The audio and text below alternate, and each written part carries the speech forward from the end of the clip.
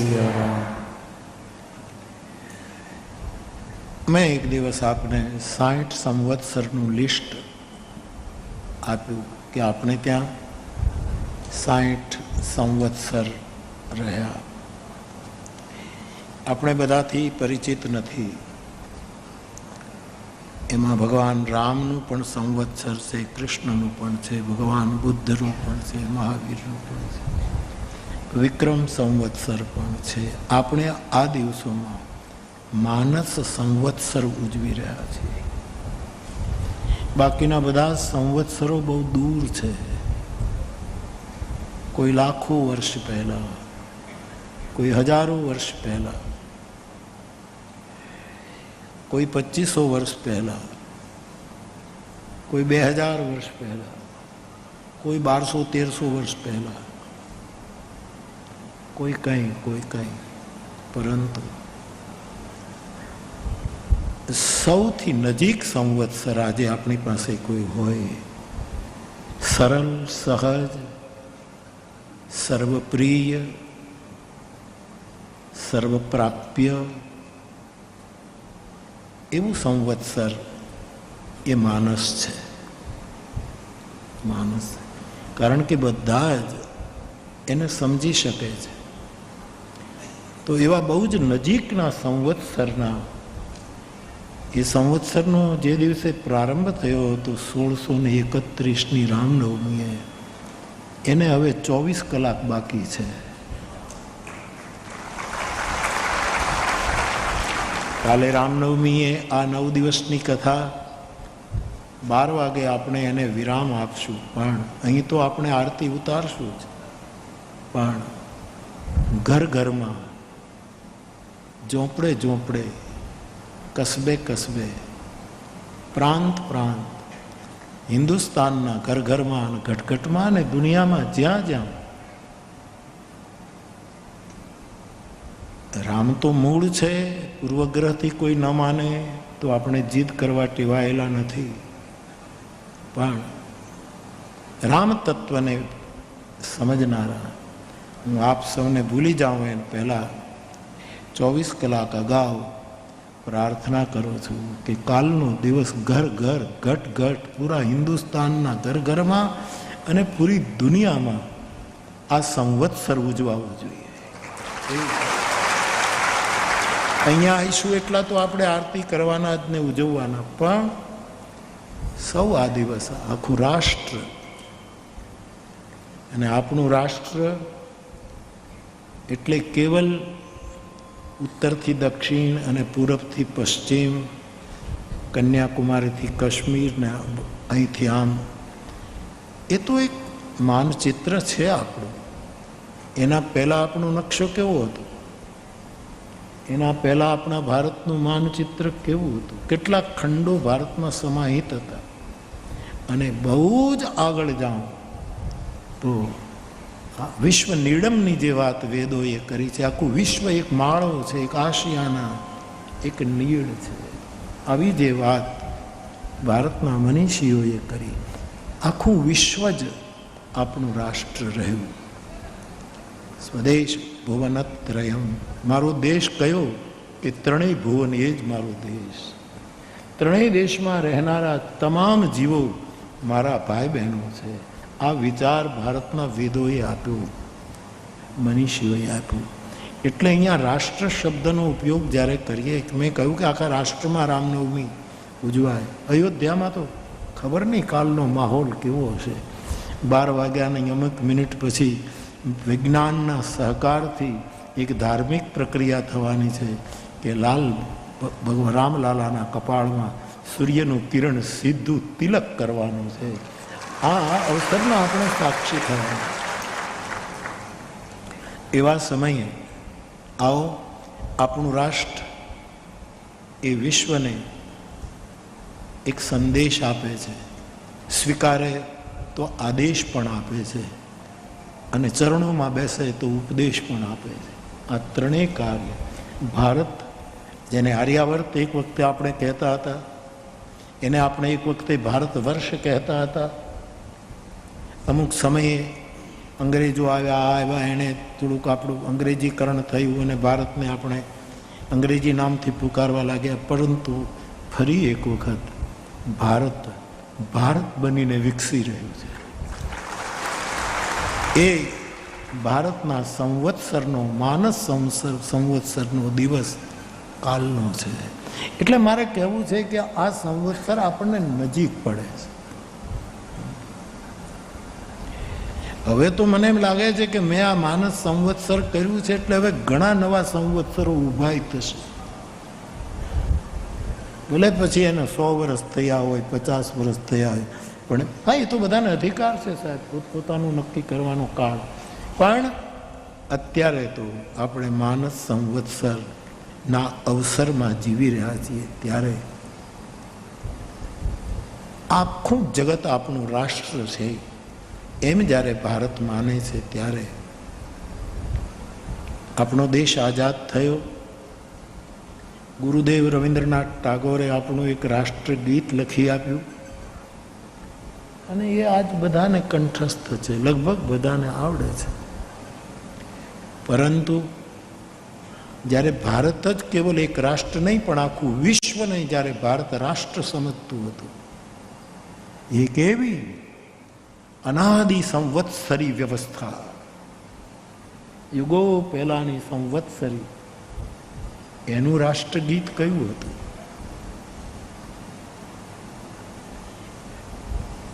યજુર્વેદ 22મો અધ્યાય અને 22મો મંત્ર, એમાં આ વિશ્વનું રાષ્ટ્રગીત લખ્યું છે.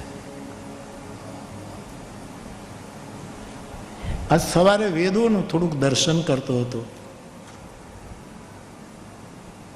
તો આ પ્રકરણના દર્શન થયા એટલે મને એમ થયું કે જ્યારે આવતીકાલે માનસ સંવત્સરનો દિવસ છે, કાલે બહુ સમય નહીં રહે, એટલા માટે વિનોબાજીએ પણ જે શબ્દને સ્વીકારો, વિશ્વ નીડમ, આખું વિશ્વ અમારો એક માળો છે. કેટલો મોટો વિચાર આ દેશે કર્યો સાહેબ. આવો વિચાર કોઈને નહીં આવે. તો રાષ્ટ્ર શબ્દનો જરૂર ઉલ્લેખ છે વેદોમાં, પરંતુ એ રાષ્ટ્ર યાની કેવલ ભારતનું માનચિત્ર જ નહીં, એ વખતનું ભારત અને પૂરો વિશ્વ, આખું બ્રહ્માંડ, ત્રિભુવન, એ ભારતનું નામ છે ત્રિભુવનીય ભારત, બ્રહ્માંડીય ભારત, એવું એનું નામ છે. તો માનસ સંવત્સરનો દિવસ આવતીકાલે છે, એના પહેલા આજે આપણે એ વિશ્વનું રાષ્ટ્રગીત છે એનું થોડોક સ્વાધ્યાય કરીએ. ઋષિઓ દ્વારા વર્ણિત, કથિત, જેનું ગાયન થયું છે, એમાં એક પણ ઋષિએ પોતાના માટે કંઈ નથી માંગ્યું. જે માંગ્યું આખા વિશ્વ માટે માંગ્યું. અને ભારતનો ઋષિ એટલો સાંકડો ન હોય, ભારતનો સાધુ બ્રાહ્મણ એટલો ટૂંકો ન હોય કે એ કેવલ પોતાના રાષ્ટ્રની જ વાત કરે. એ રાષ્ટ્ર શબ્દનો ઉપયોગ કરે, પણ જેની અંદર આખું વિશ્વ સમાયેલું હોય તેવું રાષ્ટ્ર. એટલે અમારે રામાયણમાં આપણે જય સિયારામ કહીએ છીએ, જય શ્રી કૃષ્ણ કહીએ છીએ, જય સોમનાથ કહીએ છીએ, જે આપણી શ્રદ્ધા પ્રમાણે આપણે જય જયકાર કરીએ છીએ, અને એ બધાનો અધિકાર છે.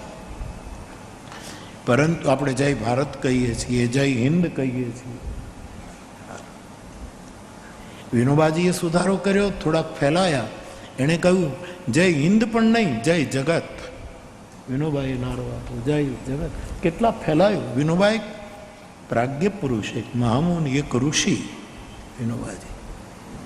એ માણસે જય જગતનું, પણ એના પહેલાં વિનોબાજીનો તો મૌલિક વિચાર હશે, એની દૃષ્ટિએ એને નમન કરું, પણ એના પહેલાં રામચરિત માનસમાં 450 વર્ષ પહેલાં એક શબ્દ પ્રયોગ થયો, જય જીવ. આ જગતમાં જેટલા જડ ચેતન, ચારે ખાણના જેટલા જીવો હોય, એ બધાનો જય જયકાર રામચરિત માનસે કર્યો છે. જય જીવ. જનકના રાજ્યમાં પણ જય જીવ શબ્દ વપરાયો. અને દાશરથી શાસનમાં પણ જયજીવ શબ્દ વપરાયો. આપણે આટલા બધા ફેલાયેલા છીએ. તેથી યજુર્વેદના આ વૈશ્વિક રાષ્ટ્રગીત, ત્રિભુવનીય રાષ્ટ્રગીતમાં 11 માંગણી કરી છે. 11. અને એમાં એકઈ માંગણી સ્વકેન્દ્રિત નથી, પૂરા જગત માટેની. એક પ્રકારનું આને હું શું નામ આપું સાહેબ? આજે દર્શન કરતો હતો, અવલોકન સવારના, બહુ મને વિચારો આવતો. હું તમારી પાસે આ વાત મારી બોલીમાં રજૂ કરું. પરંતુ એના પહેલાં મારા યુવાન ભાઈ બહેનો ખાસ આ વૈશ્વિક રાષ્ટ્રગીતનું શ્રવણ કરે, એને સમજે, બને તો અનુસરણ કરે. 22માં એ હું લખીને લાવ્યો છું એ મંત્ર તમારી પાસે બોલવા માટે. પરંતુ એના પહેલાં હું ભૂલી જાઉં. કોઈ એક ભાઈએ દક્ષાબેન શિરીષચંદ્ર નાયક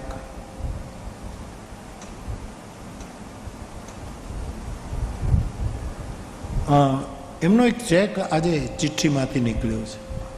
50,000 રૂપિયાનો ચેક છે. કોના નામે કરવો એ એણે નથી લખ્યું. પરંતુ હું વિનય કરીશ કે 2 દિવસ પહેલાં અને ગઈકાલે પણ એક ભાઈ મારી પાસે, વૃદ્ધ બાપા આવ્યા હતા. એણે કહ્યું કે હું જ્યાં રહું છું ત્યાં યાત્રિકો બધા નીકળે છે, એનું ચા પીવડાવું, છાશ પીવડાવું. મારી ઈચ્છા છે બાપુ કે એને હું ખીચડી ખવડાવું, રોટલો, પણ મારી પાસે એવી વ્યવસ્થા નથી. બાપુ ખાલી એને માંગણી નથી કરી, પણ એની સ્થિતિ મારી. એ ભાઈ જો આવ્યા હોય તો આ 50,000નો ચેક લઈ જાય મારી પાસે. એક બુઢા દાદા હતા, જેણે મને કાલે ચિઠ્ઠી લખી હતી, પહેલાં પણ લખી હતી. એને અન્નક્ષેત્ર શરૂ કરવું છે. એ દાદા આવ્યા હોય તો લઈ જાજો. બીજો કોઈ દાદો ન આવે. તું તો બેસી જા મારો બાપ. હા તો કાલવાળો છે, તું બેસ જા મારો બાપ. ભાઈ બેટા, ત્યારે બેસ. એ આવ્યા હોય તો, અત્યારે ન આવ્યા હોય એ કાર્ય મારે કેટલા કામ કરવાના. સારું થયું હાજર છે. દક્ષાબેન લખ્યું છે ને, દક્ષાબેન કે જે દક્ષાબેન હોય એનો ચેક અહીંયા ગયો બાપો, સીધે સીધો. આને બેહાડી દો. તું બેસ જા, તું બેસ જા ભાઈ. તું બાપ, આપણા ઋષિ મુનિઓએ યજુર્વેદના 22મા અધ્યાયમાં 22મા મંત્રમાં જે ત્રિભુવનીય રાષ્ટ્રગીતની ઉદ્ઘોષણા કરી છે, આપણે એનો પાઠ કરીએ. હું એના ટુકડા કરી અને તમારી સાથે મૂકું છું. આપ બરાબર સાંભળી એનો ઉચ્ચાર. ઔષધયઃ અસ્યતામ યોગક્ષેમો નઃ કલ્પતામ. આ બ્રહ્મન્ન બ્રાહ્મણો બ્રહ્મ વર્ચસી જાયતા. પહેલીમાં મારા ત્રિભુવની રાષ્ટ્રમાં એવી બ્રહ્મ વિદ્યાના ઉપાસકો જન્મે. અહીંયા બ્રાહ્મણ શબ્દ કેવલ વર્ણવાચક નથી. જે બ્રહ્મમાં રમમાણ કરે છે, જેનું જીવન બ્રહ્મમય છે, જેનું ઉઠવું બ્રહ્મમય, જેનું સૂવું બ્રહ્મમય, જેનું જાગવું બ્રહ્મમય, જેની વાણી બ્રહ્મગીરા, જેની મુસ્કુરાહટ બ્રહ્મમય, જેના આંસુડા બ્રહ્મમય, જે નિરંતર એવા બ્રહ્મવાદી મહાપુરુષો. અહીંયા વર્ણ વિષય, આ પ્રાર્થના વર્ણ વિષય જો લાવીએ આ પ્રાર્થનામાં તો કદાચ ત્રિભુવની રાષ્ટ્રગીત નહીં રહે, એક દાયરામાં આબદ્ધ થઈ જશે. એટલા માટે બહુ જ વિશાળ દૃષ્ટિથી આ ત્રિભુવની રાષ્ટ્રગીતને જોવું પડે. કેટલી મોટી માંગ. પહેલી માંગ, મારા રાષ્ટ્રમાં બ્રહ્મ વિદ્યાવાળા, બ્રહ્મવાદી, બ્રહ્મને ઓળખનારા, બ્રહ્મમય જીવન જીવનારા, દેવમ ભૂતવા દેવમ યજેત, બ્રહ્મ થઈ અને બ્રહ્મની ઉપાસના કરનારા બ્રાહ્મણો જન્મે. એની બહુ જ જરૂર છે. અને આ વસ્તુનો આશ્રય લઈ મારા ગોસ્વામીજી રામચરિતમાનસ જેવું એક માનસ સંવત્સર જ્યારે રચે છે ત્યારે સૌ પ્રથમ એણે વંદના બ્રાહ્મણોની કરી છે. પ્રથમ મહી સુરચરણા, એને બ્રાહ્મણ દેવતા. એક બહુ જ વૈશ્વિક સંસ્થા છે. હું હંમેશા કોઈ બ્રાહ્મણને આપણે વિપ્ર કહીએ છીએ, એનો અર્થ વિપ્ર તો છે જ. જુઓ, અમારે રામાયણમાં એમ લખ્યું છે કે આ જગતમાં મોટામાં મોટું પુણ્ય કયું? પરમ પુણ્ય કયું? તો કહે છે મન વચન કર્મથી વિપ્ર પદના તરફ આદર રાખવો એ મોટામાં મોટું પુણ્ય. વિપ્ર તરફ એ શું કરે છે, કેમ છે, એમાં આપણે જવાની કાંઈ જરૂર નથી, પણ એ વિપ્ર છે. વિપ્રનો અર્થ વૈશ્વિક રૂપમાં મારી વ્યાસપીઠ, જેનામાં વિવેકની પ્રધાનતા છે એ વિપ્ર. જેનામાં પહેલો વિવેક છે. વિવેક ન હોય તો શું અર્થ? જેનામાં વિરાગની પ્રધાનતા છે, એ દાન લે પણ ખરો અને હવાયું કરીને દઈ પણ દે. આ વિપ્ર. વિવેકની પ્રધાનતા, વિરાગની પ્રધાનતા, જેનામાં પોતાના ઈષ્ટદેવમાં વિશ્વાસની પ્રધાનતા, એનું નામ વિપ્ર છે. જેને સાંકડાપણું ગમતું નથી, જેના બે હાથ પસાર કરે તો આખું વિશ્વ એની બાહુમાં આવે, એનું નામ વિપ્ર. એટલે કેવલ જાતિવાદક કે વર્ણવાચકની વાત નથી. સ્મૃતિકાર મનુ તો કહે છે કે જન્મે છે ત્યારે બધા શુદ્ર છે. સંસ્કારાત દ્વિજ ઉચ્યતે. દ્વિજ એટલે જેનો બીજો જન્મ થઈ ગયો છે. એક માતાના કોઠામાંથી થયો છે અને એક કોઈ ગુરુના ચરણમાં બેસી અને જેણે વેદોના પાઠો કર્યા છે એવો એક બીજો જન્મ જેનો, એ દ્વિજત્વ. આવા મોટા અર્થમાં આ શબ્દ બ્રહ્મ વપરાયો છે. પહેલી માંગ મારા દેશના ઋષિઓની, અમારા દેશમાં આવા બ્રહ્મવેતાઓ જાયતામ, જેનામાં બ્રહ્મ તેજ હોય, બ્રહ્મ વર્ચસી જાયતામ, બ્રહ્મ તેજ હોય ભાલમાં. એવી પહેલી માંગણી. બીજી માંગણી કરી છે કે મારા દેશમાં એવા રક્ષકો પાકે જે સમાજ રક્ષણ કરે. માં, બેટી, ગાય, કોઈ સામાન્ય માણસ, છેલ્લો માણસ, એને કોઈ પરેશાન કરે, રાષ્ટ્રની સરહદને કોઈ તકલીફ આપે, તો એવા બધા જ સમયે જે દેશનું રક્ષણ કરે એવા રક્ષકની આ દેશને, જેને આપણે ક્ષત્રિય કહીએ છીએ, એ પણ વર્ણવાચક શબ્દમાં હું નથી લેતો. અમારા રામાયણમાં લખ્યું છે કે ક્ષત્રિય તનુધરી સમરસકાના. માણસ ક્ષત્રિયનું શરીર ધારણ કરે અને પછી ધીંગાણામાં પાછો ફરે તો એ તો કુલ કલંક છે, એવું રામાયણમાં લખ્યું છે. લક્ષ્મણજી પરશુરામજીની સામે બોલ્યા છે આ શબ્દ. એટલે અહીંયા ક્ષત્રિય એટલે રક્ષક, ગાયોનું, બ્રાહ્મણો. મને આ મુલકમાં એક વસ્તુ નોંધપાત્ર લાગે, અહીંયા ક્યાંય ભેંસ નથી. મેં જોઈ નથી ભેંસ. ગાયો જ લગભગ છે, ગાયો જ. કદાચ હશે તો આપણને ખબર નથી, પણ ભેંસ નથી. કરણ ભેંસો છે અહીંયા? એ કરણ નથી ત્યાં જોઈ છે? ઓછી ઓછી ઓછી છે, ઓછી ભેંસ. ગાયો છે. ગૌ, બ્રાહ્મણ, અતિથિ, યજ્ઞ, દેશની સરહદ, ધર્મગ્રંથો, આ બધાની વારે આવે. મારા દેશમાં એવા રક્ષકો જન્મે, આવું વેદ માંગણી કરે. આખા જગત માટે આ દુનિયાનું રક્ષણ થવું જોઈએ. આટલી સુંદર દુનિયા, એના સંરક્ષણ માટે પણ કોઈ હોવા જોઈએ. એટલા માટે જાયતામ, એ જન્મે આવી ત્રીજી માંગ. ચોથી માંગ કરી છે, મારા દેશમાં દુધાળ ગાયો વધારે હોય, દૂધ આપતી ગાયો વધારે હોય.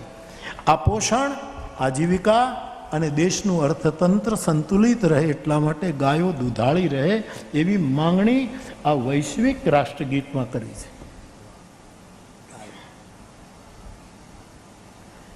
તમે ગાયો પાળો છો એ મને ગમે છે. ઘણી જગ્યાએ મેં જર્સી ગાય પણ જોઈ.